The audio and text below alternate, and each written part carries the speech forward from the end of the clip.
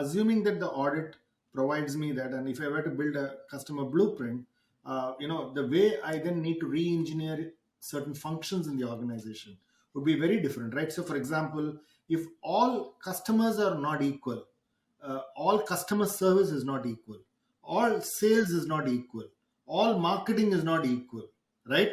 And therefore, then how do I really re-engineer my org?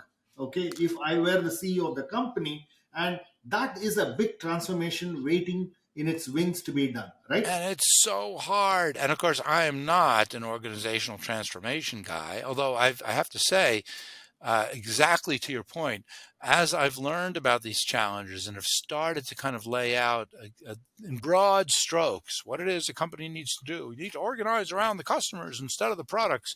I've developed much more appreciation for that work. There's a marvelous book by a gentleman named Jay Galbraith called Designing the Customer Centric Organization. And it's beautiful, because I encourage people to pick up a copy of that book, because some of the challenges that he lays out, some of the changes that need to be made, align so well with everything I've been saying. How do we focus on some customers? How do we do that organizationally? How do we develop the right culture around it?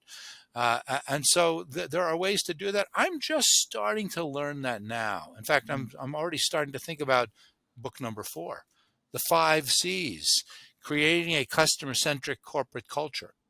So the Galbraith book tells you how to lay out the organizational design.